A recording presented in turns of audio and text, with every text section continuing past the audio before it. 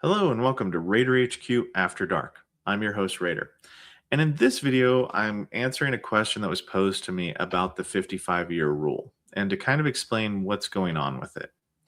So, in order to talk about the 55-year rule, we have to talk about because the 55-year rule was a protection against, it was an exception.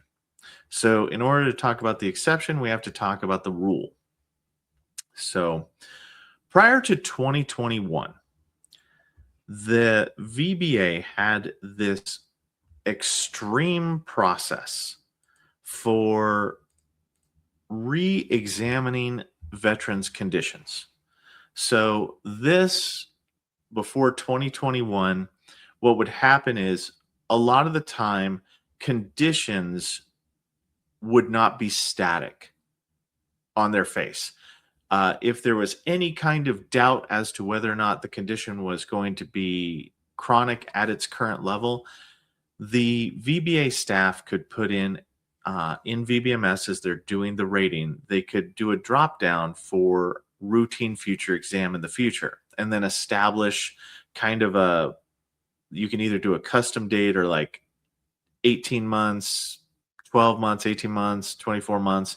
You could just establish that in the future, we want to reevaluate this to see if it's permanent or not. So, and we did a lot of exams back in the day based upon routine future exams. And there's two different types. So the two different types of routine future exams are the ones historically that the staff members, when reviewing the evidence, saw that it wasn't, there was chance for improvement. So that was the first type that they would order a routine future exam for. Now, the second type was when the 38 CFR Part 4, the rating scheduler, mandated that a routine future exam was needed. That is a mandatory requirement in order to rate the claim. An example of that would be cancer. So, like, let's say you went through treatment for cancer, you need to be reevaluated to see if the cancer is still there, at which point in time we continue you at the 100%, or has the cancer gone into remission and it's been that 6-month cessation period or 1.5 years, 2 years, whatever it is for the specific treatment you had.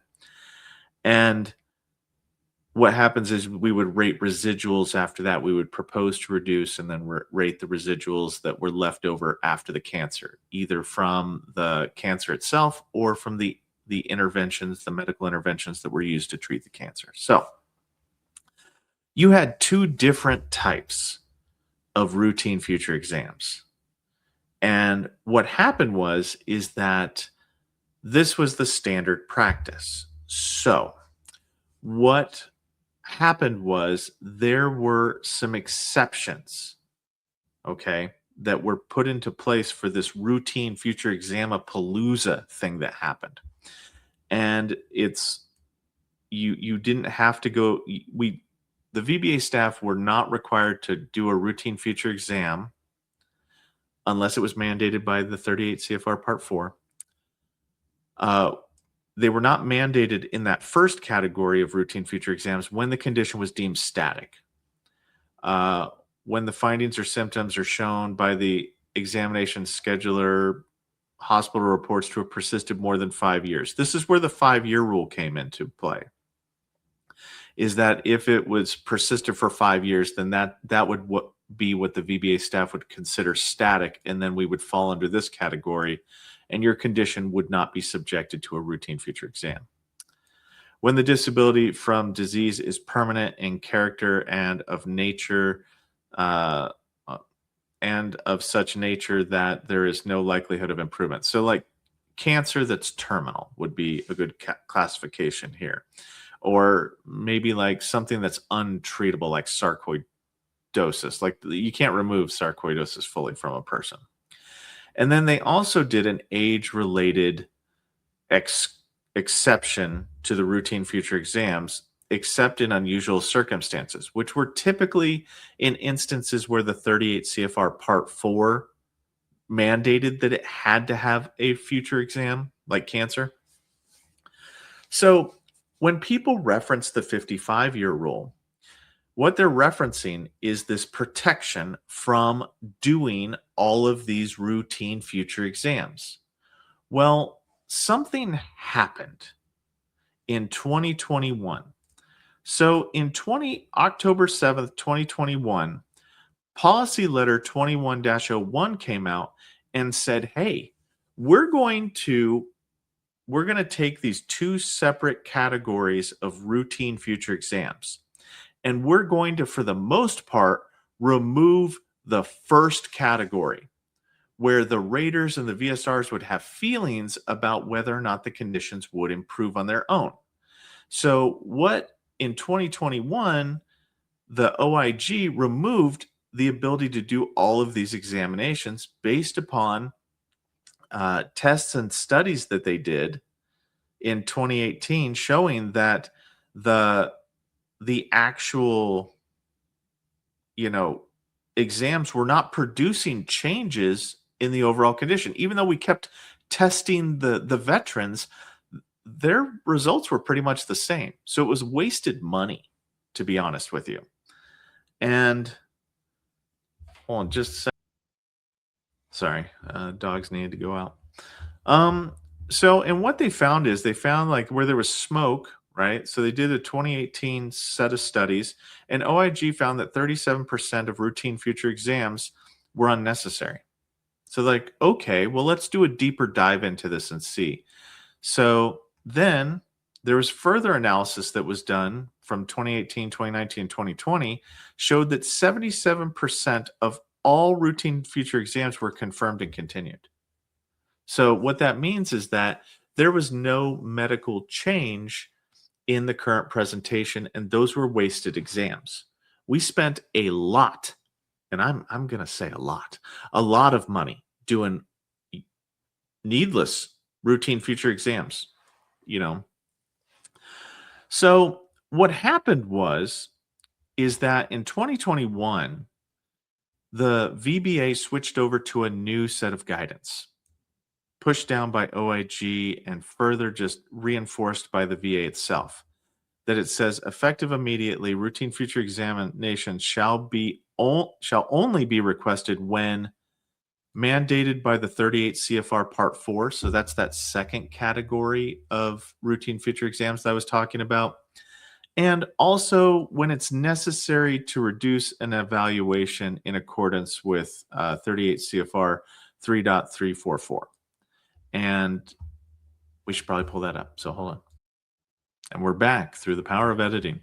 So 3.344 just talks about stabilization of disability evaluations. One of the ones that pops into my head is actually if you were discharged from service for a mental health condition, the 38 CFR has a built-in stabilization period for the mental health that will require you to have, like, if you get service connected for the mental health condition that you were discharged for, you'll have another reevaluation in 6 months to see if you stabilize. There's also other specific, niche situations where stabilization can happen, but this is where there is clear evidence showing that there is a good possibility of rehabilitation or a change in the overall outcome. Stabilization also has to do with residuals. That's why the 38 CFR has like cancer re-examinations for cancers that have resolved or gone into remission, is because there's a chance that you could have, that's why they give you the 6-month grace period of being paid 100%, is to allow for a built-in stabilization period. So that way we will do a routine future exam, but mostly because the symptoms that you'll have might not have anything to do with the body system that the cancer is associated with. So, but just keep in mind that policy letter in 2021 changed it to where now the VA cannot willy-nilly do routine future examinations. And this is not what the video is about. The video is about the 55-year rule. Well, essentially, the 55-year protection rule is null and void now. Like that's the bottom line up front, is that the 55-year rule that was meant to protect these over aggressive routine future exams is no longer a protection anymore because the VA is only doing it when it's required to be done. So the 55-year rule is not something that is a protection anymore because they took away, for the most part, the thing you needed to be protected from, and that's the routine future exams. And then this policy does not alter the VA's duty to assist, including provisions for providing medical examinations. So you can't. So here's the problem. If you do an increase on something, you can't claim the 55-year rule to not get an exam because the duty to assist is that if you claim an increase, we have to get you an examination. You have to be examined. It's just a thing. So you can't like use the 55-year rule to try to get out of doing it. The 55-year rule was meant to protect you from re-examination through routine future exams, not re-examination through increases that you solicit. Okay, so keep that in mind. Um, Failure to report to exams. This is still bad. So 3.655, if you, for these 38 CFR Part 4s, this is a required mandatory reevaluation. Some of these stabilization periods are mandatory per the 38 CFR Part 4 or the M21 manual. If you fail to attend one of these two required routine future exams, then what can happen is the VA can reduce you down to zero until you either, well, they'll reduce you as low as they can based upon the evidence of record, but typically down to zero if you don't have any, evidence to support higher than zero. But until you show evidence or want to attend the exam. So it's kind of like a warning where you get reduced to zero, but they'll gladly raise you back up as soon as you attend the exam or go back to something. But this is the policy letter 2021, and it changed everything in how the 55-year rule, because the 55-year rule was a very solid protection historically. It was something that if your routine future exam was going to cross over into the time period, like if you were 54 and then the routine future exam was scheduled when you're 55, they couldn't send you to it. It was like, just, we got to let it go. We're going to make it static now. That's what that would mean. So that protections kind of went to the wayside. Now, in March 13th, 2024, they adjusted policy 2101 a little bit. Okay. And they said they added some more caveats here. So you can do a routine future exam or an exam review whenever there is a need to verify the continued existence or the current severity of the disability. Now, this sounds alarmingly like this could be abused, and that is fairly accurate. But QRT will hammer down on raters who willy-nilly do this. Because if you have enough evidence to, let's say, get to the next higher level, or, if there's no conflicting evidence, then this would be seen as overdevelopment if they got a new exam for this. So QRT is not the bad guy here. They are, from what I have witnessed and observed, they are defending veterans, like 55-year-old veterans and whatnot. The 55-year rule still applies in this. So for this particular M21 manual reference, the 55-year rule would apply. But overall, nobody's, and I can't say it like that. Overall, not many times have I seen the VSRs or raters apply this guidance in a way that does a routine future exam. There's another type of exam called an at-once exam, where it's not in the future 18 months. It's, I need an exam today in the here and now. And that's kind of more what we're talking about here. But this could be used to kind of justify getting a re-examination. So there's further, divergence between what a re-examination is. So you got a routine future exam, or you've got an at-once exam. So yeah, I would consider this more at-once exams, but the at-once exams, if they're needed to prove something, if they're needed for the rating, then technically it would fall under the except under unusual circumstances. So if the rater comes across a situation where it's like you have a respiratory condition and there's no pulmonary function test that was done, and that could alter the outcome of the examination, then we would want you to go to that examination and get that pulmonary function test because there is the potential for benefit added. So in that circumstance, the rater would invoke the unusual circumstances and bypass the 55-year rule. So we're at 15 minutes already, and I've just yammered on about the most basic things. But evidence indicates that there has been a material. Yeah, so this is just changes otherwise required by the regulations under 38 CFR Part 4. Do not request a review examination solely to confirm evidence listed in that section. Okay, and this is what I was talking about. This note section is where the QRT is going to come and hammer the rater. I mean, just hammer them to death if the evidence otherwise adequate for rating. So if they feel like they could have rated it, then you will not win that QMS error or that policy change. And so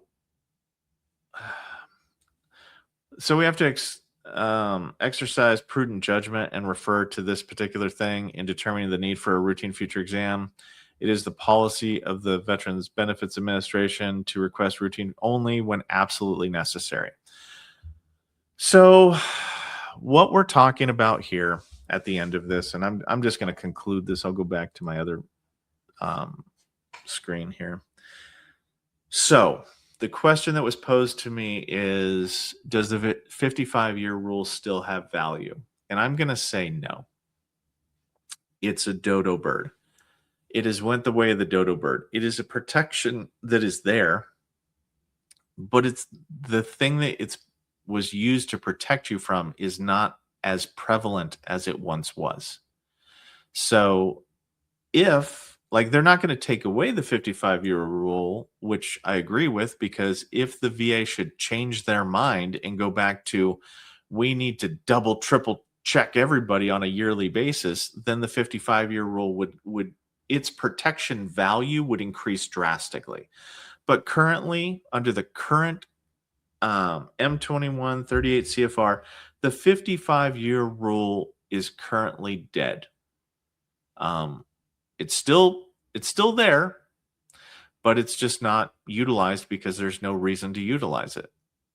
Because if I'm utilizing a routine future exam, then I have to justify why I'm doing it. And once I justify why I'm doing it, then it falls under unusual circumstances.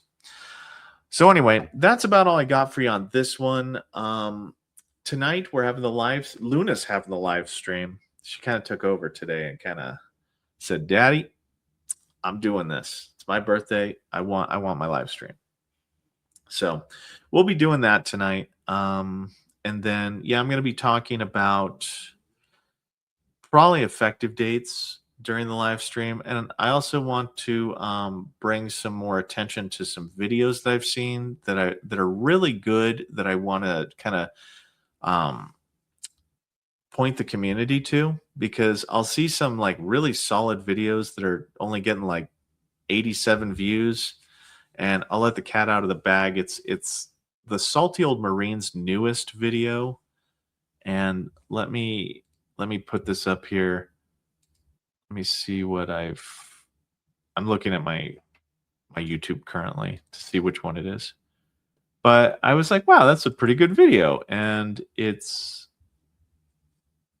how to get the best outcome from your VSO. Most veterans don't know this. And it's a very, very good video. And it criminally did not get a lot of views. And I want to just highlight the fact that, and I'll highlight it in my live stream, but I mean, I'll point out great videos that are not getting attention. But anyway, that's about all I got for you on this one, guys. See you tonight. Raider out.